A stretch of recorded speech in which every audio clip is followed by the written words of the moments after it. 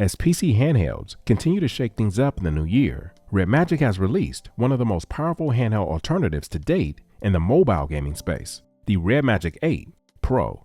Sporting the new Snapdragon 8 Gen 2 chipset, Adreno 740 GPU, and 520Hz touch trigger buttons, this device offers unmatched mobile gaming performance, along with an intuitive, consoleized experience, so good that it blurs the line between the two very distinctly different platforms.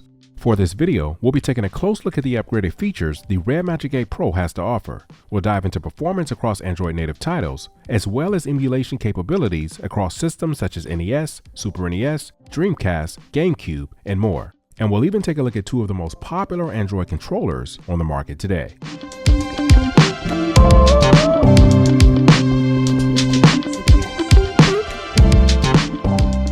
The Redmagic 8 Pro is being offered in two beautiful sci-fi inspired designs, a stealthy matte black version and a more souped up design the Redmagic has dubbed Void, which is the version that you're looking at here, which ships with a transparent glass back design to reveal bronze logos, stamps, and the RGB 20K RPM turbo cooling fan. The overall design is both elegant and ostentatious in many regards, with its unusually square narrow design, aluminum frame, and triple center place cameras, featuring a 50 megapixel wide lens, an 8 megapixel ultra wide lens, and a 2 megapixel macro lens. The Redmagic 8 Pro is capable of capturing video at 8K 30 FPS or 4K 60 FPS or 1080p at 120 frames per second. The 6.8-inch AMOLED display is protected by a sheet of Gorilla Glass 5, and it features a 16 megapixel under display selfie camera. The screen has a 120Hz refresh rate and a peak brightness of 1300 nits. It can also accommodate dual SIM cards, but unfortunately, it doesn't support micro SD cards for storage expansion. However, this new model is being offered in the following internal storage packages.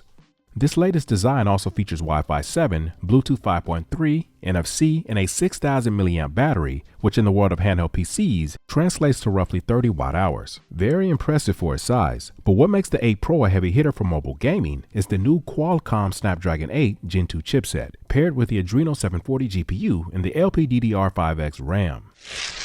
One of the things Redmagic has become well known for is the console-like gaming experience provided by their smartphones. Flip a switch and your smartphone is instantly transformed into a dedicated mobile gaming hub. I'm a huge fan of this approach because it makes my mobile gaming sessions feel a lot more private. One of the biggest off-putting things for me when it comes to mobile gaming on a cell phone is having my concentration broken with text messages and constant notification pop-ups. But the Redmagic Gaming UI addresses this very well, providing quick access to these settings all within an in-game overlay, which is one of the most intuitive and feature-rich overlays that I've used to date. You can access this overlay by swiping right to left at the top corner of either side, and you can close it out just as quickly with the opposite gesture. Here you'll be presented with a plethora of plugins that you can play with to customize your gaming experience. You'll also be able to monitor and adjust the CPU and GPU frequency, adjust refresh rate, toggle the RGB cooling fan, remap keys, activate and map the touch-sensitive trigger buttons, and you can even toggle a real-time performance overlay or side boot a second game or app in picture-in-picture mode, and so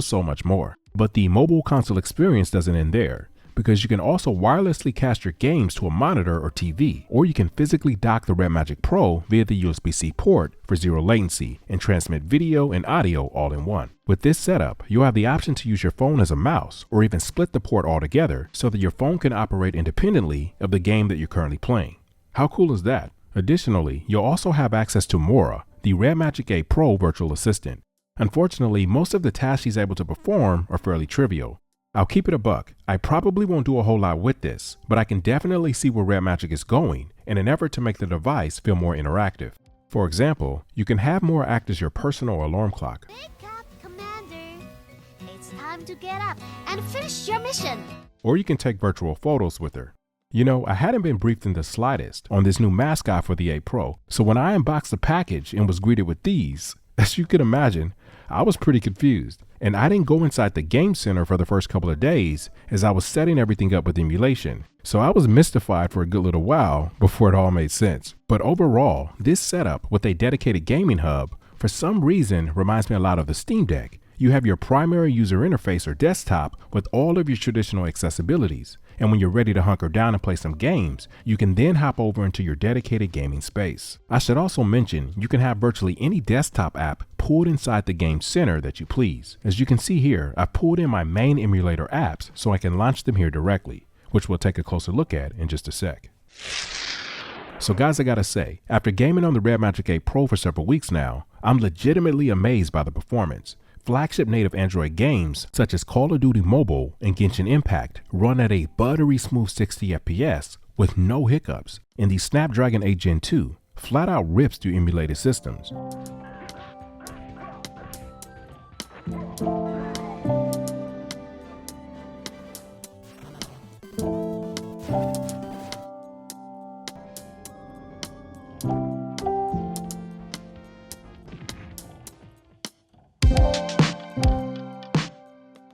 When I booted up God of War 1 and 2 and realized that I can hit 60 at 4x resolution, I was at a loss. Now I did get some dips here and there, but these games are more than playable on this smartphone, as crazy as that sounds. A gaming smartphone this capable today makes me wonder what will be 2 to 3 years from now. Smartphones will probably be as powerful as many PCs are today. Now when it comes to input controls for gaming, 9 times out of 10, I'm going with physical buttons and joysticks. But the 960Hz multi-finger touch technology on the 8 Pro performs extraordinarily well. And as a result, I've done a lot more gaming simply using the native touch controls than I anticipated. But nevertheless, I picked up a couple of popular Android controllers to see how they hold up with one of the latest and greatest. I have here the Razer Kishi V2 and the Gamesir X3, both with USB-C type connectors. As you can see, the Kishi V2 is a lot sleeker and has a much slimmer build, while the Gamesir has a lot more bulk, largely due to the curved grips and the internal RGB cooling fan, which I honestly thought was more gimmick than anything. But it turns out that this cooling system really does keep the phone's surface icy cool to the touch. Another thing that separates the two is that the D-pad and the face buttons on the Gamesir are swappable, and the USB-C connector offer a generous amount of movement. When it comes to attaching the phone, for the Kishi V2, it doesn't offer any physical button adjustments. What you see is pretty much what you get. However, there are 2 unique hotkey buttons, M1 and M2, that you can use to perform various functions. And overall, I feel that the D-pad, face buttons, shoulder, and triggers feel a bit more substantial on the Kishi, and they make less audible noise when pushed. When it comes to software, both controllers offer their own front-end application that pulls in your games and emulators. Razer is a bit more bare bones, while Gamesir offers additional content on top of your downloaded or sideloaded games, such as a discovery tab and a category breakdown. But at the end of the day, you're probably going to choose one over the other based on the virtual touch mapping features.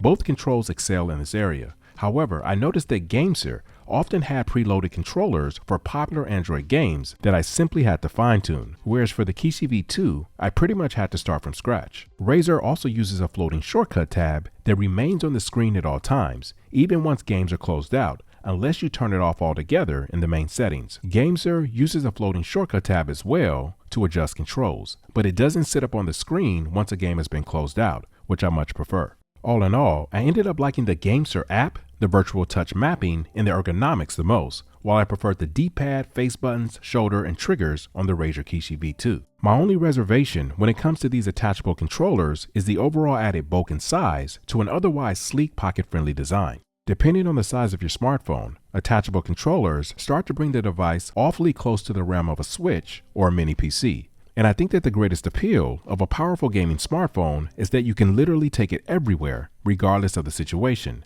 No carry case or sling bag necessary. Overall, as I'm sure you've gathered by now, I highly recommend this unit for those looking for a dedicated mobile device or even for an all-in-one daily driver.